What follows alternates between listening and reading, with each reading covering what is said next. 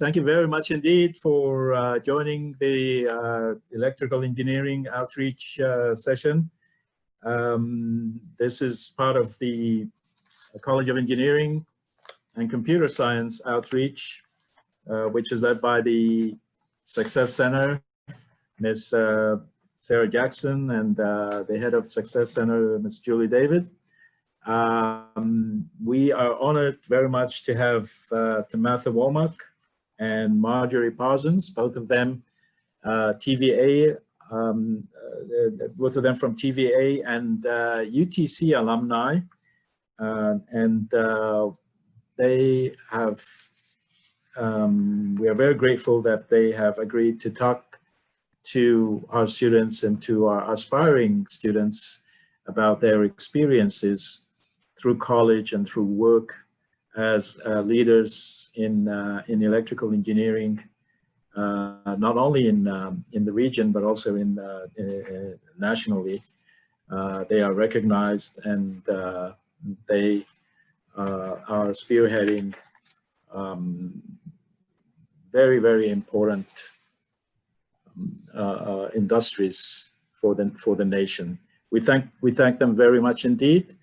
And I don't know, shall you start first, Tammy, since I see you at the top of my screen?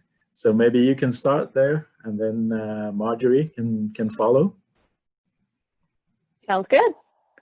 Right. All right, everybody. My name is Tammy Womack, and I actually work at TVA. And I work in nuclear, and I put together a whole presentation and things of such, but I figured I was going to drop that and really speak to what you probably want to hear. So I started my career way long time ago, and I was not going to be an engineer. I was going to be a high school math teacher. I had come out of high school, and that's what I wanted to be, right up to the point to where somebody told me that I couldn't do that. Many people who know me know that my personality does not mix very well with being told no and that I don't have the ability to do something. So I decided I was going to change my major and actually enrolled at UTC in mechanical engineering program.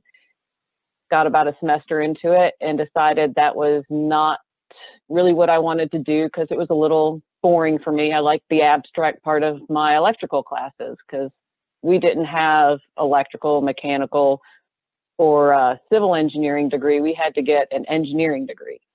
And we had to look into all the different engineering majors. So I switched over to electrical and spent about a year and got an internship at TVA.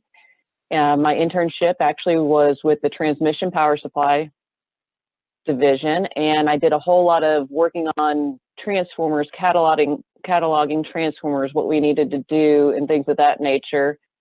And then I wound up hitting a wall called life. And I think all of us can really sort of understand what we're doing here right now. Life sort of gets in the way of some of our best laid plans, what we figured we would be doing right now, next month, the month after.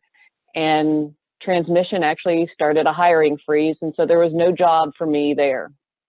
Now, with one semester to go before graduation, and the only thing I really knew about engineering happened to be transmission work, they actually found me a job over in nuclear to sort of start out something completely different. So I'd been working on equipment and working with cataloging and big equipment, and they were going to put me in this new job where I was going to start doing some analysis.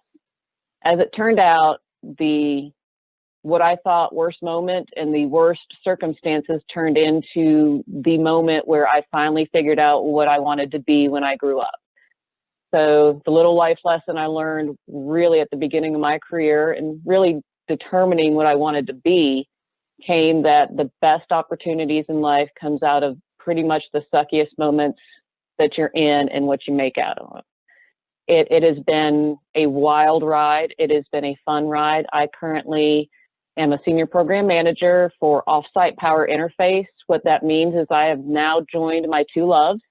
I go as the interface point between the transmission power supply group and the nuclear power group for anything and everything to do with power coming in to our nuclear plant and how we actually analyze it. It has been something I would not trade for a million years. It has been hard. It has been rewarding. It has caused a lot of time to be spent away from my family. I have 2 children and a wonderful husband who have put up with me geeking out with industry peers and being able to talk about all the new things that we get to work on. I've gone from an open phase problem, which means a line fell on the ground and the entire nuclear industry had no idea what to do. And this didn't just happen in the US, it wound up being an international phenomenon that we realized we didn't have a solution for. So I got to be part of a team that headed in Washington, and we wound up working through this problem and figuring out what to do from a technical standpoint. And we used everything I promised you from our lab days, what to do during an engineering process. We literally had to step back and go, what is it that we're doing? Go through just many, many ideas that we trashed and did a whole bunch of brainstorming and finally came up to a decision on what is the problem and how we're trying to solve it. And it turned out that it was a fairly easy solution for TVA to implement. And we actually came out of that really, really well. And it was something that you never think that you can do something brand new in the electrical industry for an industry that is as old as nuclear in your career. I think that has been my favorite line that I've said in my career is, I never thought that I would ever see this happen in my career, was what the person sitting next to me has said to me. And it's been many different people with 30 years, people with 40 years experience. It has always been a new thing that somehow just pops up. And I have been fortunate enough to work with some of the best and brightest minds at UTC. That it ranges from teachers, staff, and students. I have been absolutely blessed to have my mentors and my leadership guided by a range of people. And these people are even people who work for me, who have shown just tremendous resilience and tremendous innovation in every situation that has wound up happening. So stepping through my career, I have not only done that the last 10 years, it's been for the last 20, 25 years that I have been able to experience just whatever came my way at whatever time. I have planned to be in this job since I interned 20 years ago, and I have been in this job for 10 years now, and I don't want to do anything else. I love what I do. I love the people I interact with. I love the opportunities that not only get thrown my way, but that I've been able to create through contacts and through just a love of learning. I actually got my master's degree from UTC because I had no idea what machines did in a big power system. I was an INC girl. And then I went to power system analysis to get a job, and I felt like the dumbest person on the entire floor. So I went back and I got my master's degree, met a wonderful load of people, actually learned a lot, and got to participate in a program that has been developed for power system analysis and is blowing up. Those of you at UTC pretty much know the ETAP lab. I'm your ETAP girl. That wound up being what I cut my teeth on. And when we moved from DOS days, if you have ever heard of that, and floppy disk, but moved over the window-based ETAP program. And it was my job as an intern to develop those single lines and create a methodology to do the analysis from what we had done before. There's no better feeling coming into a job that you're hired into that you know more than everybody else sitting around you for that project. Those of you who know Dr. Eltom, I still have a beef to pick with him because he wound up not letting me do my thesis on the ETAP process because there was not enough information to check. So we all go through those struggles. I'm not bitter about it. He was actually at my wedding, so that's a little indication. You may actually have some fun with the troubled or frustrating items that come your way through school or through your interactions. I just wanted to tell you guys that this is probably the most rewarding career that you could ever embark on. It has limitless possibilities. It has limitless potential for any type of curiosity you might have. And it works really well with everything you want to do in a personal or private life. I can marry my two worlds between work and school. I'm actually sitting here. I figured I'd move down to my daughter's at-home school since we're going to be moving that way. I've got a middle schooler and a high schooler that we'll be doing at-home learning. And I've been at home working since March of this year. So we have had to overcome as an industry different ways to work, and we've made it work. It is actually hard at the beginning, but I don't know that I want to go back to the office 4 days, 5 days, 6 days a week. It is nice. It's the best commute you're ever going to have to go to work and be able to get done what you need to get done and work with your family. So I didn't want to talk a whole lot. I knew that we had a very short period of time, even though Dr. Carrara said he was going to extend the time. I was trying to keep it boiled down, but I wanted to just add that some of the opportunities that you will have in this career lead to opportunities to evaluate things that you read about in books, things that you've only thought and contemplated, and travel to different places and see different technologies and meet a vast amount of people that is very rewarding and that you're not quite sure how you'd ever retire from because it's just fun. So with that, I think I kept it down to 15 minutes. I tried to hurry on, and we'll go ahead and see if Dr. Carrara, we wanted to open up for questions, or go ahead and go in to Marjorie.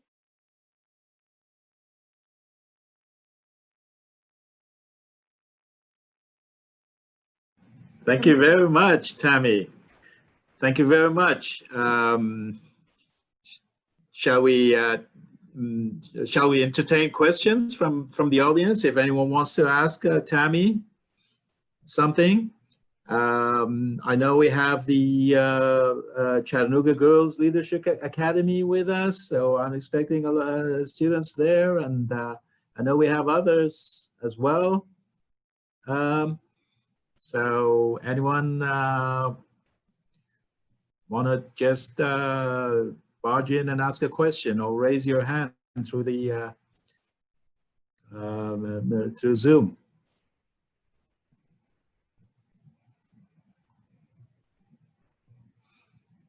So Tammy, can I ask maybe you know, did you? So I think students might be, because this is something that came up yesterday when some of our faculty were also talking about their own experience, and they talked about their own struggles. You mentioned something a little bit. Was everything rosy and smooth for you? Everything, you know, was immediately you grasped everything and then it was smooth sailing all the way? That I don't think has ever happened at a single point in my entire life. It is not rosy. It is the things that that I personally fought for more than anything were the things that I wound up looking back enjoying the most. School was not easy. I was working 2 jobs. I worked as a waitress, I worked as an intern, and I went to school full time. So there was very little sleep through the school years. When I hired on, I did not know what I was doing, so I was working full time and going to school to get a master's degree.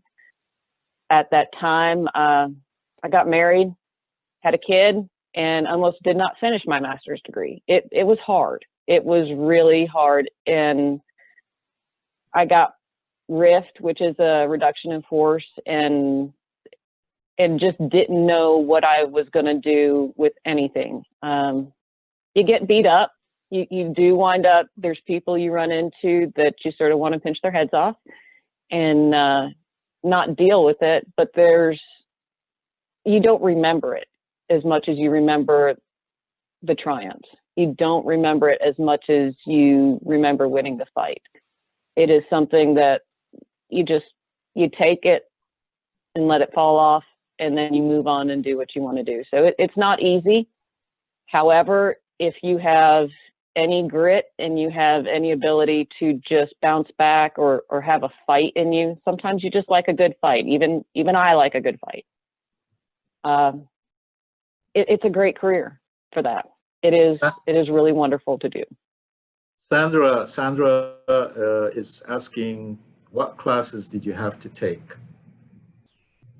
So the classes I wound up taking, this is going to be way different for kids who are considering college now. I think my requirement was 158 credit hours, and I think it's 128 now. So big difference. The classes I took were the standard math classes. Your first 2 years are going to be pretty standard for any college education. And then I wound up taking, for my undergraduate degree, I took electrical-based programming. Actually took Fortran programming, had to learn punch card language. I took PLC programming, to where we actually designed different PLC programs. And I did mechanics of materials, and I did electrical systems. For my master's degree, I wound up taking the power system analysis course, my protective relaying course, and a couple more math classes. Okay, thank you so much. Yeah, thank you so much, Tammy. We are going to extend a little bit, so Mandy, we'll bring in Marjorie because of the time. Marjorie can, let me see. Can you start, Marjorie? Marjorie Parsons, TVA. Hello, TVA, everybody. TVA Engineer of the Year, is that right? That's right. And you can hear me okay, Dr. Carrere? Yes. Okay. So hello, everybody. My name is Marjorie Parsons. I've been employed with TVA for far longer than many of you have been alive, 33 years longer in the industry. I'm a graduate of the electrical engineering program at UTC. I'm a registered professional engineer in Tennessee. And as Dr. Carrere said, I am the 2019 TVA Engineer of the Year. I am the first female TVA Engineer of the Year, which I'm especially happy about, that maybe our glass ceiling might be a little cracked. And then I'm also in the top 10 2019 National Society of Professional Engineers, Federal Engineers. So very happy. That was the highlight of my career. I came from a working class family. That I was first generation college student, and I took an unconventional route for college. Many of you probably won't have to do that. To enter the workforce as quickly as I could, to get a paying job, I took the technical route and started at Chattanooga State for an associate's in electrical technology. It took a few years working at Duracell as an electrical tech. That was in Cleveland, Tennessee. Then went back to Chattanooga State's placement office, walked in the door, and they said, "Are you interested in applying at TVA?" Well, I've grown up in Chattanooga area, so I'm very familiar with TVA's name, but I was a little fuzzy with the details of what TVA was. And of course, TVA is a big employer in this area then, and it still is. I started my career there as an engineering associate with my 2-year, and realized very quickly the importance of having a bachelor's degree to be an engineer. TVA is a federal electric utility, which is essentially a company of engineers. We employ all disciplines: electrical, chemical, civil, industrial, but our engineers, in my mind, are the backbone of our company. So I went back to UTC for my bachelor's in engineering with a concentration in power. I had to do that part-time and work full-time simply because I had a family to take care of. For me, UTC was an obvious choice. You know, they've got an accredited program. They have power curriculum tailored to TVA's needs. They're local. It's a local school. So it was near my work in Chattanooga, downtown Chattanooga. I could commute if I needed to. If I needed to do a daytime class, I could do that and then make up the time. And as far as I know, engineering is not a degree that you can get online, as is so often done nowadays. They had night classes they offered that rotated through the semester, so they could be available at least, you could take one at least once a year. There were classes available at least one time a year. And occasionally, again, I had to take daytime classes and also relatively small classes. If you go to some of the other schools, you would see that there are some fairly big classes. The physics classes are huge and so on. So that was a big benefit. It was an obvious choice for me. It took me going part-time again, even with my associate's degree, it took 9 years. That's not what I would recommend for most folks to do. It was hard. TVA did reimburse the classes since it aligned with TVA's core business. Many companies do that, so that's something that if you need to do, I would encourage you checking into that. Had a number of excellent instructors, some of which have retired, but I've been out of the school for a while, so it looks like we've got a lot of really good ones still.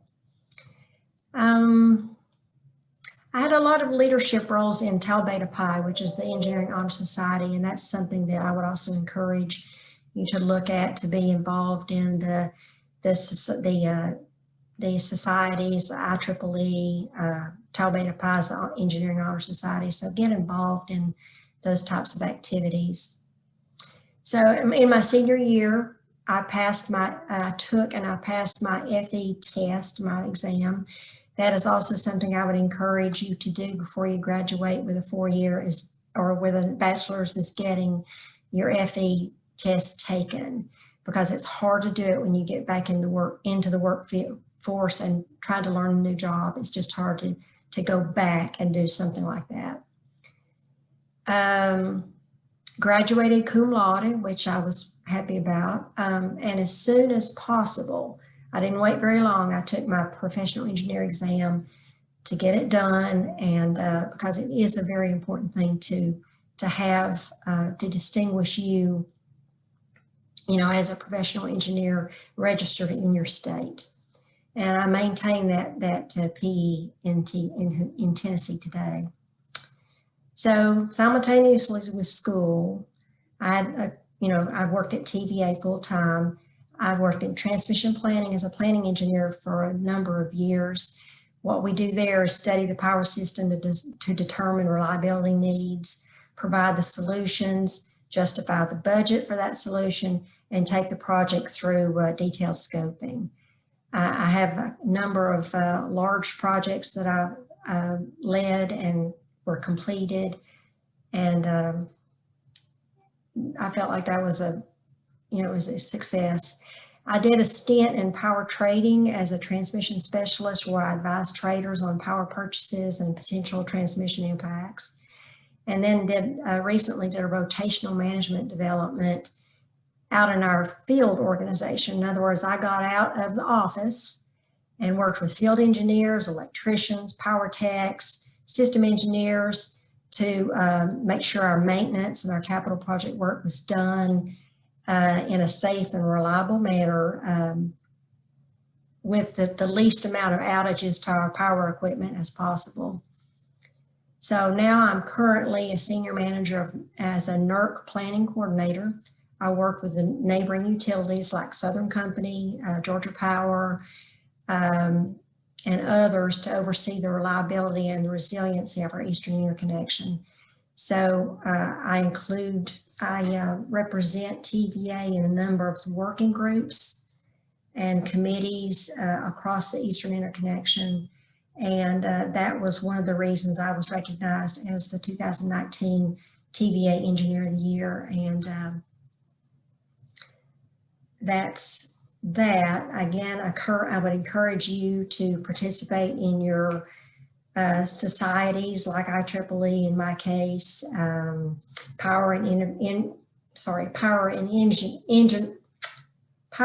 Energy Society. I got tongue-tied. And you know, just kind of on a personal note to wrap it up, I'm married to another graduate of the UTC Electrical Engineering program and a fellow manager at TVA. And we have one grown son who is a chemist at Coca-Cola in Atlanta. And that kind of sums up my life as an adult anyway. And some advice I would say for you new, high schoolers or even new engineers, take advantage of the Hope scholarships that you're given. When I was going to school, when my son was going to school, we didn't have that. And it's just such a great thing that you have almost an automatic scholarship that can cover a number of years of college. Take advantage of internships. TVA hires permanently from your internships. So if you get into our to TVA, for example, on an internship, do a good job, decide you like it, then and they like you, then you've got a job going out of school in many cases. If you're going to grow, if you want to learn, expect to move around. I think I heard Tammy and myself, you have to be willing to experiment and grow and move around the company, if not outside the company. And just remember that engineering is not easy. It's not meant to be easy. And I wouldn't expect your professors to make it easy, because you all, when you graduate, will compete with other schools' engineers, and you want to do a good job. And so just work hard. That's all I have, Dr. Career.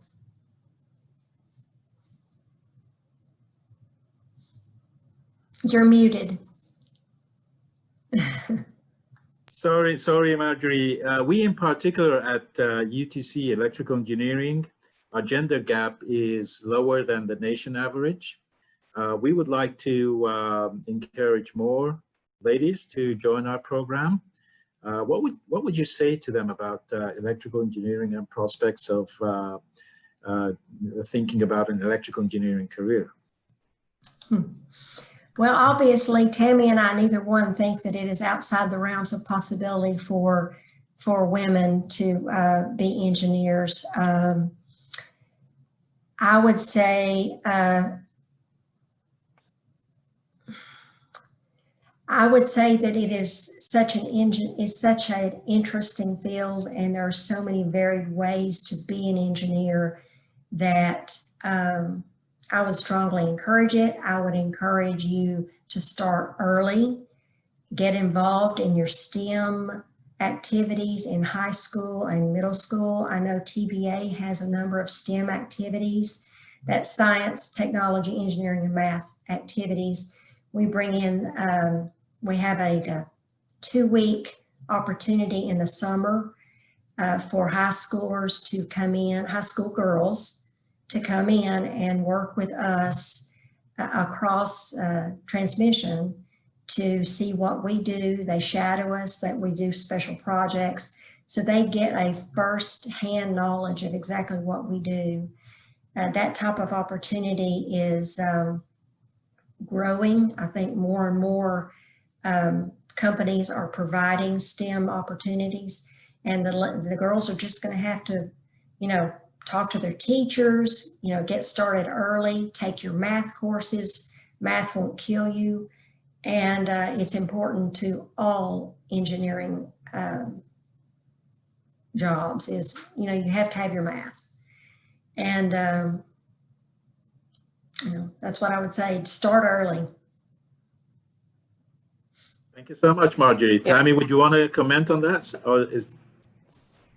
Yes, everything Margie said has rung a bell. I think the thing that you need to remember is girls can do it too. In some form or fashion, at least in my career, having the ability to have sort of the different perspective has created fantastic outcomes, and it is really encouraging girls, women. You've got the brains for it. You've got the ability. Everybody might say it's a guy's work, and you have to get your hands dirty, and you have to touch things or touch equipment and things of that nature. But it's not. It is very much a man's and woman's world, and as long as you can pretty much do the work, you've got places to go, and you can do any of it you want. Right, thank you. There's a question in the chat. I think Jim Green, what are some of the challenges you have to face day to day with new technology and new equations? I think it probably means new technology, new concepts in the power engineering field. You don't forget your books. You pretty much, I still have my engineering books. I don't know about you, Marjorie, but you don't stop. The challenges I've had to personally face is going back and remembering matrix math for negative sequence analysis to figure out the open phase problem. It is all, at least for electrical for me, it all goes back to Ohm's law some way or another and Newton's law. So as long as you can have those pillars, there's new challenges every day that you sort of expect. And you just use them, and you are willing to be wrong. You've got to try a lot of different stuff. So I would say, as far as new technologies, as you all are probably aware, our solar is really starting to be talked about. It's been around a long time, but it's really being pushed across our country as far as getting solar installations in. And that is something that we've had to deal with on how to handle solar. It's not in the typical generating spots that it was, that most of our generation has been. It's going to be in our distribution systems or our LPC's distribution systems. So you have to figure out how to model that and how to make sure that you keep a reliable power system with those new generation places. So that's a new technology that I can think of that's coming up. As far as challenges, I feel like the challenges, you need to accept those challenges and go and do something different from time to time. I love my job. And TVA has been very good to my family, but be willing to move around the company. And like I said, I went from transmission planning in an office to field work, and it is considerably different. But I don't regret it. I think it was a great learning experience. So just be willing to learn something new. That's all I have. Thank you very much. Are there any questions from the audience? Hey, Dr. Carrar, this is Tiffany Gibby. May I say just a few words? Absolutely, Tiffany, absolutely. Well, I am also an engineering and alum from the University of Tennessee at Chattanooga, and I just wanted to give a few little points about my experience. I have felt like UTC has given me such a broad exposure to so many different aspects of engineering. So I actually graduated with chemical and environmental engineering degrees. And when I was beginning my work career, I began at TVA not in an environmental or chemical capacity. And the programs at UTC were so good at the exposure I was given to electrical, mechanical, just such a wide variety of coursework and exposure to the knowledge that I was able to go to work at TVA in a capacity that wasn't exactly what I graduated with. And I think that's one of the values of UTC's specific program. But one of the things, since we do have a lot of young folks on the phone here on the Zoom call, is one piece of advice that I would give is that don't be afraid or intimidated by what you perceive as difficulty in the engineering field, because you will surprise yourself at what you can accomplish. You might think that it's too much to handle, or that you don't have the skill sets to do that. Some of these courses. But one extra piece of advice that I would give is don't be afraid to ask for help. I mean, there are a lot of smart people in the world, and most everyone, if you are asking for some support in some way from a professor, from a person who's maybe in the higher level in the program, especially, those are great people, great resources to call upon. Whether it's your classmates or some other person in the community, networking is very important. Getting into organizations like the Society of Women Engineers or the Chattanooga Engineers Club, these are great ways to make contacts that increase your network of people who you can call upon for support. And if someone can't help you, almost in every case, they're going to find somebody who can for you. They're going to link you up. And so networking, not being afraid of the difficulty or what you think is the difficulty, and then having the confidence that you can do it. And I will tell you from my personal experience, getting an engineering degree and working in the engineering field has done wonders for my confidence. I feel, like I can do anything. I mean, you're a problem solver. When you have an engineering degree and you've gone through the coursework, you learn how to solve problems of every sort, whether it's figuring out how to cook your supper with limited resources in the pantry or solving very complex engineering problems at work. You figure out how to solve problems.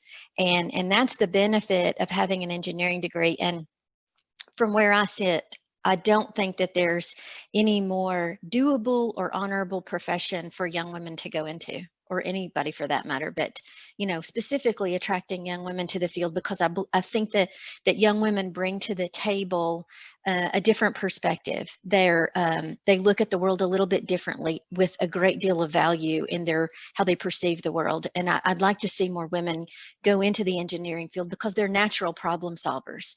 And now we just need to get them into that area of profession so that they can capitalize on those natural abilities.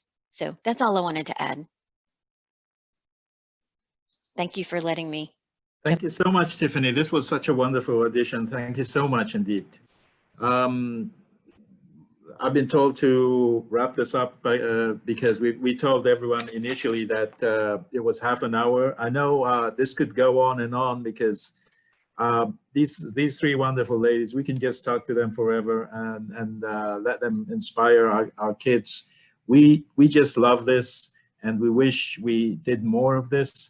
I know we've been trying to get Marjorie to come here when she last year when she was invited over to the college advisory board as engineer of the year, and I talked to her and told her we would bring her in the spring, and that didn't happen because of the COVID-19 thing. And then I talked to her again, and here we are. Tammy is a very, very good friend, and we work together.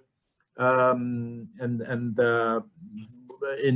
the open phase problem that she was talking about. So part of that had to do with UTC, and we had such stimulating discussions, such exciting discussions, just like little kids talking about what to do, and then saying, okay, this is not going to work, and let's do something else. And then the end of the day, brainstorming. Such an intelligent lady, I can tell you. I was so happy to be working with this kind of talent, and helping us in our research. And it just proves that when you put these resources together, these wonderful and talented engineers, with them, we were able to produce amazing knowledge and amazing discoveries, and we put out papers which were award-winning. And I think a lot of credit goes to Tammy in that one, and Marjorie and Tiffany. I want to thank you very much indeed. We're going to keep this video. It's going to be something that we're going to brag about for some time. Thank you so much indeed. I'll have to say goodbye now to all of you, and thank you very much.